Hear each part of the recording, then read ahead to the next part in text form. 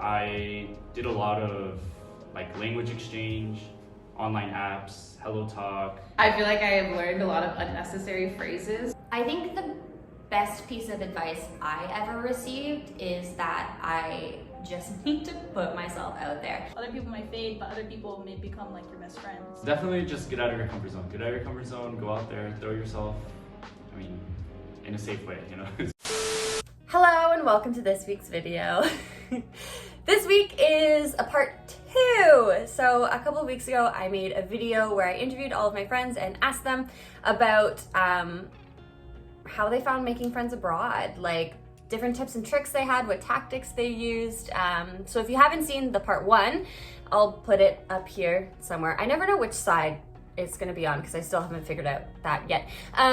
But anyways, so if you enjoyed that video, hopefully you will enjoy this one too. If you have no idea what I'm talking about, hello and welcome to my channel. My name is Camille. I'm a foreigner, a Canadian foreigner who lives abroad in Seoul, South Korea. I've been here for about 1.5 years and I share tips and tricks for foreigners who are living abroad. I also talk about my job. I talk about my love life and things like that. So if you're interested in any of that, be sure to hit subscribe and enjoy the video. So here you go. More of my friends talking about friendship, I guess.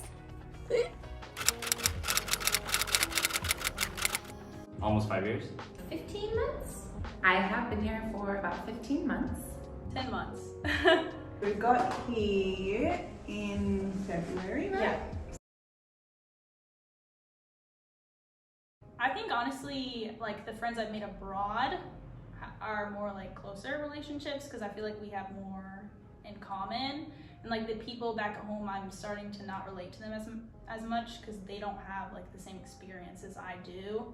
I definitely think that there are differences for me just because when you're at home you have a different level of being comfortable with people right away.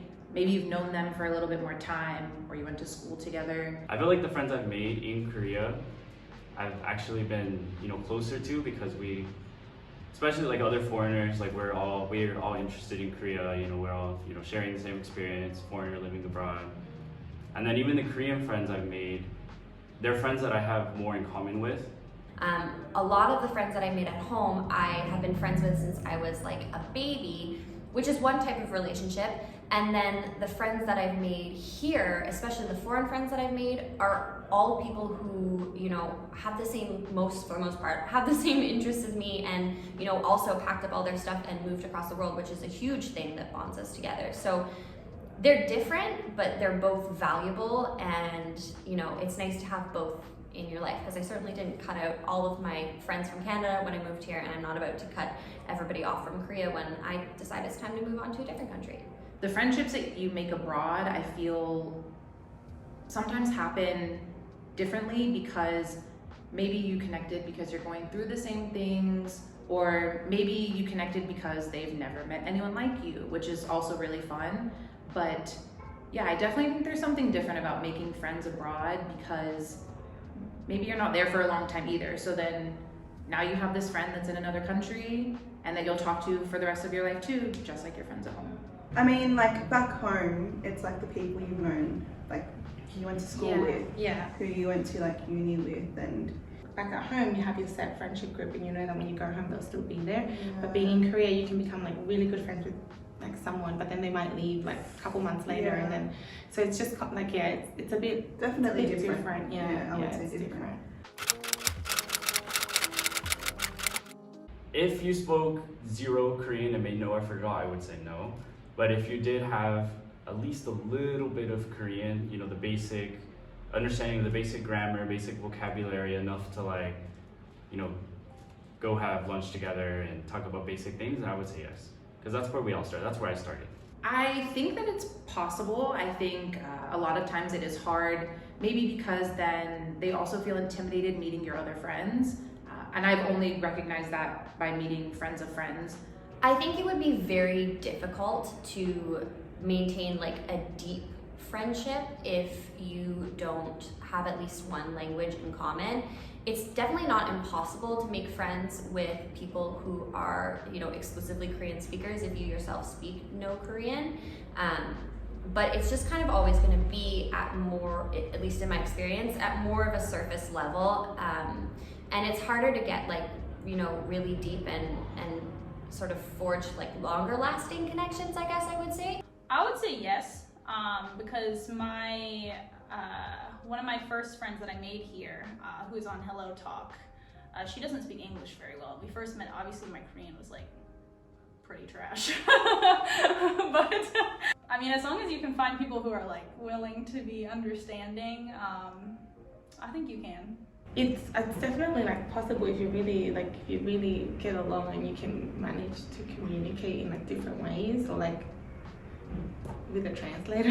But I don't think I could do it. Dating, you probably could, like if you really like someone, then you could make it work. But like with a friendship, like how much are you willing to make it work? Like how much patience are you gonna have to make that conversation come out, kind of go? In dating, honestly, it might be a little bit easier because when you're dating someone, there tends to be like a little bit more of a desire to like pursue things a little bit more aggressively, I guess, in like a good way, than when you're making friends. So I think it might actually be easier to date someone who has a lower level of English if you're a lower level of Korean, but making friends might just be a little bit more challenging. So I think it's possible. I think there are a lot of difficulties, even when it comes to just dating or being friends.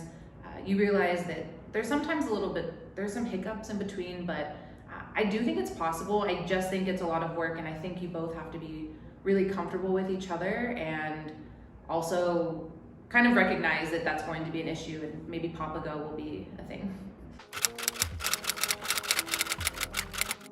The first time I moved abroad when I lived in Australia, I definitely did this. I was a lot younger, I think I was 21, and I was just so worried about feeling lonely. But I learned that those friendships were not ones that have lasted, because besides like a handful of those people, I'm not really in touch with anyone that I met, especially the first time that I lived in Australia. But now that I'm in a different part of the world, in a different life stage, you know, I'm not so scared of being alone.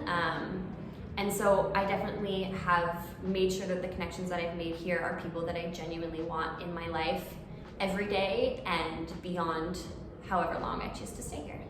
The friendships that I have now, I would say are not like out of necessity at all. Yeah. They're quite genuine. Yeah, like we want to hang out with these people, like we want to see them. Just because we have a good time. We have fun. And we're comfortable with them.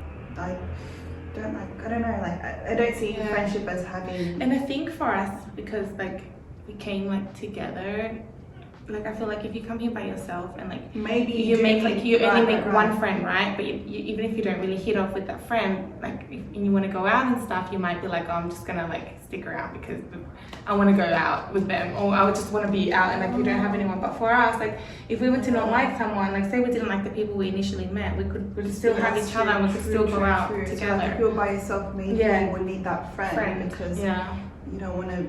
Yeah, like you need, you know, to go out and have. Make connections and stuff, but for us, like we were really lucky with our the friends that we made. Each other, but then we've also got good friends.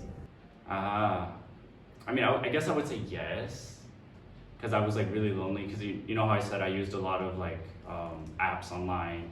I would literally just post like, anyone want to hang out this weekend, and I would get all these messages from Korean people, you know, girls interested in me, whatever, like guys, anybody, and then I would just hang out with anybody. And if I was really bored, I would just be like, hey, you want to hang out? Because I didn't want to spend like my Saturdays, Sundays at home doing absolutely nothing when I'm in a foreign country, and I didn't want to go, you know, anywhere alone. So I would just, you know, strangers like, hey, you want to go get a drink?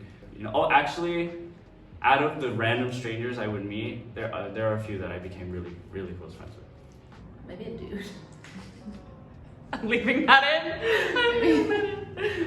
And there you have it. If you enjoyed this week's video that was all about friendship, don't forget to like, comment, and subscribe. I post new videos every Sunday talking about my life here in Seoul, South Korea. If you want to be the first one to watch them with me live on Sunday mornings, I guess for you, Sunday nights for me, then, wow, I just put that together. You guys watch them in the morning?